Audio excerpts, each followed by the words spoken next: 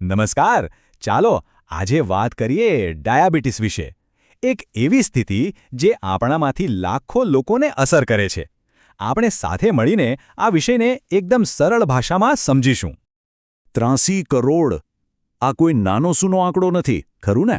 આખી દુનિયામાં આટલા બધા લોકો ડાયાબિટીસ સાથે જીવી રહ્યા છે. એટલે જ આ માત્ર કોઈ એક વ્યક્તિને નહીં, પણ એક વૈશ્વિક સ્વાસ્થ્ય સમસ્યા છે. તો આજે આપણે કયા મુદ્દાઓ પર વાત કરવાના છીએ? સૌથી પહેલાં ડાયાબિટીસ એક વૈશ્વિક પડકાર કેમ છે એ જોઈશું. પછી એના બે મુખ્ય પ્રકારો ટાઈપ 1 અને ટાઈપ 2 વચ્ચેનો તફાવત સમજીશું. રોજિંદા જીવનમાં એને કેવી રીતે મેનેજ કરવું, એના માટે કઈ ટૂલકિટ કામ લાગશે, અને છેલ્લે સૌથી અગત્યનો સવાલ, શું ભવિષ્યમાં એનો કોઈ પાક્કો ઈલાજ શક્ય છે? તો ચાલો શરૂઆત કરીએ મૂળભૂત સવાલથી. આ ડાયાબિટીસ એ ખરેખર છે શું? ચાલો એની પાછળનું વિજ્ઞાન સમજીએ, પણ એકદમ સિમ્પલ રીતે. જરાક સરળ ભાષામાં સમજીએ. વિચારો કે ઇન્સ્યુલિન આપણા શરીરના કોષોના દરવાજા માટેની એક ચાવી છે. આ ચાવી લોહીમાં ફરતી શુગર એટલે કે ગ્લુકોઝ માટે દરવાજો ખોલે છે, જેથી એ કોષોની અંદર જઈ શકે અને આપણને ઊર્જા આપી શકે. હવે ડાયાબિટીસમાં શું થાય? કાં તો આ ચાવી બનતી જ નથી, અથવા તો એ બરાબર કામ નથી કરતી. બસ આ જ છે મૂળભૂત સમસ્યા. હા, એક બહુ મોટી ગેરસમજ છે કે બસ ખાંડ ખાધી એટલે ડાયાબિટીસ થઈ જશે. પણ ડૉક્ટર યોગેશ અખાણી સ્પષ્ટ કરે છે કે વાસ્તવિકતા થોડી અલગ છે.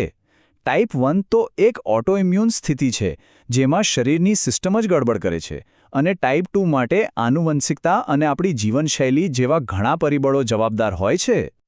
સારું, તો ડાયાબિટીસના મુખ્યત્વે બે પ્રકાર છે, પણ એ બંનેમાં ખરેખર ફરક શું છે?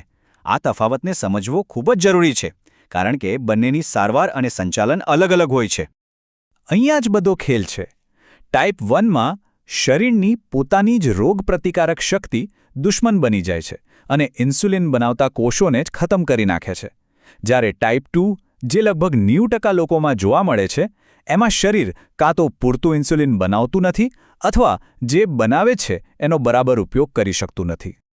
આ તો થઈ થિયરીની વાત, પણ રોજિંદા જીવનમાં ડાયાબિટીસ સાથે જીવવું કેવું હોય છે? વેલ, એ સતત એક ત્રાજવા પર ચાલવા જેવું છે, જ્યાં બ્લડ શુગરના સ્તરને સતત સંતુલિત રાખવું પડે છે. તો જ્યારે આપણે કહીએ કે બ્લડ શુગર હાઈ છે કે લો છે, એનો ખરેખર અનુભવ કેવો હોય છે? આ જાણવું ખૂબ જ અગત્યનું છે, કારણ કે એના પર જ આખા સંચાલનનો આધાર છે. જો શુગરનું લેવલ બહુ વધી જાય, જેને હાઇપરગ્લાયકેમિયા કહેવાય, અથવા તો એકદમ ઘટી જાય, જેને હાઇપોગ્લાયકેમિયા કહેવાય, બંને ખતરનાક છે. બંનેના પોતાના અલગ અલગ સંકેતો હોય છે. ડૉક્ટર યોગેશ અખાણીના મતે આ લક્ષણોને સમયસર ઓળખી લેવા એ જ સૌથી મોટી સાવચેતી છે, જેથી ગંભીર સમસ્યાઓથી બચી શકાય. રોજના ચેકઅપ સિવાય એક બીજો બહુ જ કામનો ટેસ્ટ છે, જેનું નામ છે A1C ટેસ્ટ. આ ટેસ્ટ કોઈ એક દિવસનું નહીં, પણ છેલ્લા 2-3 મહિનાનું સરેરાશ ચિત્ર આપે છે, જેનાથી લાંબા ગાળાના કંટ્રોલનો ખ્યાલ આવે છે. આ ટેસ્ટના જે આંકડા છે ને, એ એકદમ સીધી વાત કરે છે. જો રિપોર્ટ 5.7%થી ઓછો હોય તો બધું બરાબર છે. 5.7 થી 6.4ની વચ્ચે હોય તો એ પ્રી ડાયાબિટીસની ચેતવણી છે, અને જો 6.5 કે તેથી વધુ હોય તો એ ડાયાબિટીસનું નિદાન છે. ઓકે, તો હવે આપણે જાણીએ છીએ કે ડાયાબિટીસ શું છે અને તેને કેવી રીતે માપવું. પણ સૌથી મોટો સવાલ, એને મેનેજ કેવી રીતે કરવું? ચાલો એના માટેની એક વ્યવહારિક ટૂલકિટ પર નજર કરીએ. આહાર માટે એક ખૂબ જ સરળ અને અસરકારક પદ્ધતિ છે, જેને પ્લેટ મેથડ કહેવાય છે. કોઈ જટિલ ગણતરી કરવાની જરૂર નથી. બસ તમારી પ્લેટને 3 ભાગમાં વહેંચી દો. અડધા ભાગમાં શાકભાજી, એક ભાગમાં પ્રોટીન અને બાકીના ભાગમાં સારા કાર્બોહાઈડ્રેટ. ડૉક્ટર યોગેશ અખાણી પણ આ પદ્ધતિની ભલામણ કરે છે, કારણ કે એ ભોજનનું આયોજન ખૂબ જ સરળ બનાવી દે છે. પણ શું આ બધું ખાવા પીવા, કસરત અને દવાઓ પૂરતું જ સીમિત છે? શું ડાયાબિટીસનું સંચાલન એનાથી પણ કંઈક વધારે છે? જવાબ છે હા, બિલકુલ. આ એક લાંબી બીમારી છે, અને એની સાથે જીવવાનો જે માનસિક બોજ છે એને અવગણી ન શકાય. સતત દેખરેખ રાખવાથી ડાયાબિટીસ, બર્નઆઉટ જેવી સમસ્યાઓ એકદમ વાસ્તવિક છે. જેમ ડૉક્ટર યોગેશ અખાણી સારાંશમાં કહે છે, શારીરિક સ્વાસ્થ્યની સાથે માનસિક સુખાકારી પર ધ્યાન આપવું પણ એટલું જ અનિવાર્ય છે. સારું, આ બધી થઈ વર્તમાનની વાત, પણ ભવિષ્યમાં શું? શું કોઈ એવો ઈલાજ શક્ય છે જે આ બીમારીને જડમૂળથી મટાડી શકે? ચાલો હવે થોડી આશાની વાત કરીએ. છેલ્લા કેટલાક વર્ષોમાં જે રિસર્ચ થયું છે એ ખરેખર અદ્ભુત છે.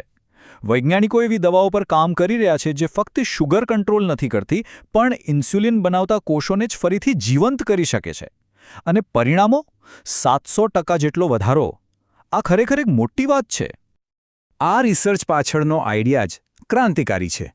ડૉક્ટર યોગેશ અખાણી આ નવીન પ્રક્રિયાનું વર્ણન કરતા જણાવે છે કે વૈજ્ઞાનિકો શરીરના જ એક પ્રકારના કોષોને ટ્રેનિંગ આપીને બીજા પ્રકારના એટલે કે ઇન્સ્યુલિન બનાવતા કોષોમાં ફેરવવાનો પ્રયાસ કરી રહ્યા છે. આ તો જાણે શરીરના કોષોને જ એક નવું કામ શીખવાડવા જેવું છે.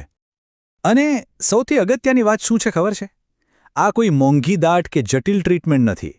વાત થઈ રહી છે એક સરળ ગોળીની જે લાખો લોકો માટે પોસાય તેવી અને સહેલાઈથી ઉપલબ્ધ બની શકે. આ જ આ સંશોધનની ખરી તાકાત છે. તો અંતિમ સવાલ એ જ છે, શું એક દિવસ એવો આવશે જ્યારે એક ગોળી ડાયાબિટીસને જડમૂળથી મટાડી દેશે? જે એક સમયે માત્ર કલ્પના જેવું લાગતું હતું તે હવે વૈજ્ઞાનિક રીતે શક્યતાના દાયરામાં આવી રહ્યું છે. અને જેમ ડૉક્ટર યોગેશ અખાણીના આશાવાદી શબ્દોમાં કહીએ તો વિજ્ઞાન અને સતત પ્રયાસોને કારણે ડાયાબિટીસના ઇલાજનું ભવિષ્ય ખરેખર ઉજ્જવળ દેખાઈ રહ્યું છે.